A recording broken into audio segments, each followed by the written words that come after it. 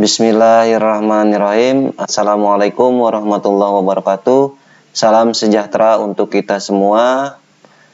Izin memperkenalkan diri, saya Sopandi dari jurusan Program Studi Ilmu Administrasi Negara STISIP Setiabudi Rangkas Bitung. Dalam pertemuan kali ini, tugas akan menyampaikan tugas evaluasi kebijakan publik dari mata kuliah evaluasi kebijakan publik. Nah, evaluasi kebijakan publik ini yaitu membahas tentang judul MPS, metodologi penelitian sosial. Nah, dari judul MPS ini akan mengevaluasi kebijakan program tersebut. Nah, dari judul MPS ada beberapa fenomena identifikasi masalah yang diperoleh sebagai berikut. Yang pertama, belum supportnya jaringan internet sehingga mengakibatkan belum maksimalnya program Sustainable Development Goals SDGs di desa. 2. Kurangnya sumber daya manusia dalam menunjang program Sustainable Development Goal SDGs di desa yang berdampak pada tidak tercapainya sesuai dengan waktu yang ditargetkan. Yang selanjutnya, kurangnya sosialisasi terkait program Sustainable Development Goals di desa berdampak pada tidak maksimalnya dalam inputting data. Sustainable Development Goals yang kita kenal dengan SDGs, pada tahun 2000, para pemimpin dunia menyepakati tentang 8 tujuan pembangunan global yang spesifikasi dan terukur, disebut Millennium Development Goal atau pembangunan milenium dengan disingkat MDGs.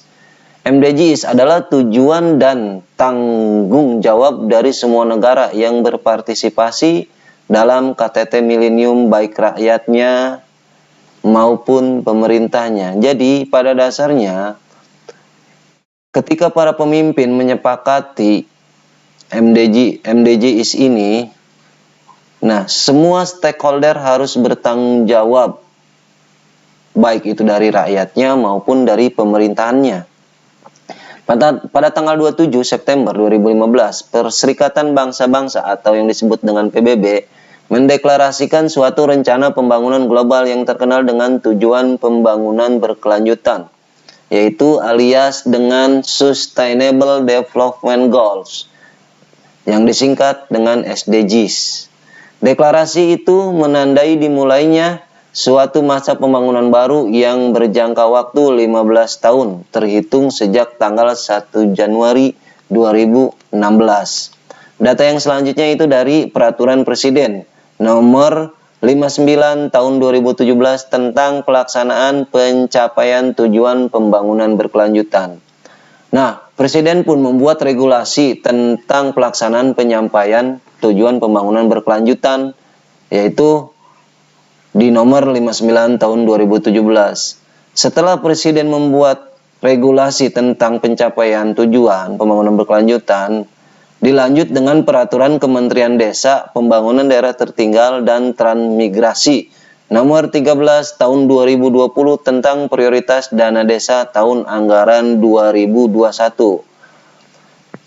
Jika dalam Millennium Development Goals, pembangunan milenium atau yang disebut dengan MDGs, hanya 8 tujuan pembangunan global, maka dalam SDGs terdapat 18 tujuan dan 16 target pembangunan global yang perlu dicapai selama 15 tahun ke depan, terhitung dari 2016 sampai 2030, antara lain desa tanpa kemiskinan, desa tanpa kelaparan, desa sehat dan sejahtera, pendidikan desa berkualitas, desa berkesetaraan gender, desa layak air, bersih dan sanitasi, desa yang energi bersih dan terbarukan, pekerjaan dan pertumbuhan ekonomi desa, inovasi dan infrastruktur desa, desa tanpa kesenjangan, kawasan pemukiman desa yang aman dan nyaman, konsumsi dan produksi desa yang sadar lingkungan, pengendalian dan perubahan iklim oleh desa, ekosistem laut desa, ekosistem darat desa, desa damai berkeadilan,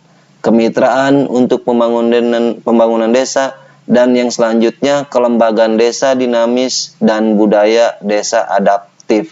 Itulah 18 tujuan dari program SDGs di desa. Teori yang saya ambil yaitu teori evaluasi kebijakan, model evaluasi konteks, input, proses, dan produk yang disebut CIVP, yaitu dari Daniel Staffelbeam tahun 1966. Beliau menyebutkan evaluasi konteks yaitu mengidentifikasi dan menilai kebutuhan mendasar disusunnya suatu program. Jadi pada dasarnya ketika kita ingin membuat suatu program, kita harus tahu kebutuhan dasar di wilayah tersebut, apa kebutuhannya. Barulah kita membuat suatu program.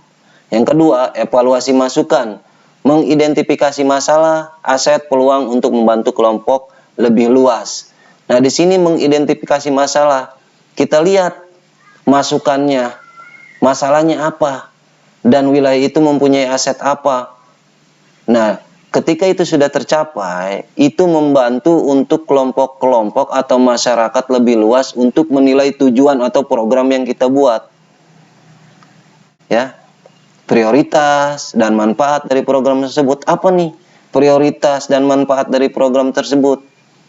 Menilai pendekatan alternatif, rencana tindakan, rencana staf, anggaran, untuk visibilitas dan potensi untuk memenuhi kebutuhan dan tujuan yang ditargetkan. Jadi evaluasi masukan itu pada dasarnya kita harus mengidentifikasi masalah, aset, peluang, apa nih yang dipunyai untuk wilayah tersebut sehingga program itu supaya tercapai nanti ke depannya. Yang selanjutnya itu evaluasi proses, berupaya mengakses pelaksanaan dari rencana untuk membantu staf program pelaksanaan aktivitas dan kemudian membantu kelompok pemakai untuk menilai program dan menginterpretasikan manfaat. Nah, untuk evaluasi proses selama ini untuk program SDGs itu masih berjalan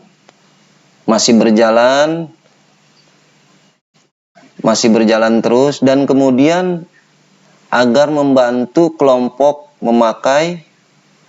atau masyarakat pemakai untuk menilai program tersebut, atau si masyarakat ini bisa menginterpretasikan manfaat program tersebut. Nah, yang selanjutnya evaluasi produktif, mengidentifikasikan dan mengakses keluaran manfaat baik yang direncanakan atau tidak, baik jangka panjang atau jangka pendeknya. Nah, evaluasi produk ini mengidentifikasikan dan mengakses keluaran manfaat. Nah, sejauh mana produk hukum atau program yang dikeluarkan ini bisa bermanfaat bagi masyarakat, bagi kelompok-kelompok luas, sejauh mana manfaatnya program ini, baik yang direncanakan atau tidak direncanakan, baik jangka pendek atau jangka panjang. Nah, untuk analisis dari kebijakan program SDGs di desa, ada beberapa tujuan yang belum terlaksana atau terrealisasi di desa. Ada beberapa faktor yang menghambat dan menjalankan kebijakan program Sustainable Development Goals SDG di desa, dan terhitung dari 2016 sampai 2030 program tersebut berjalan. Jadi masih ada jeda waktu yang cukup lama agar program tersebut bisa terrealisasi, bisa berjalan sesuai dengan harapan, sesuai dengan keinginan masyarakat dan pemerintahnya, sesuai dengan keinginan rakyat dan negaranya. Mungkin cukup sekian dari saya.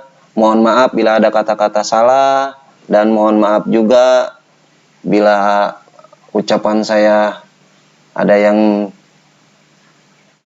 tidak benar. Akhirul kalam, wabillahi taufiq wal hidayah. Wassalamualaikum warahmatullahi wabarakatuh.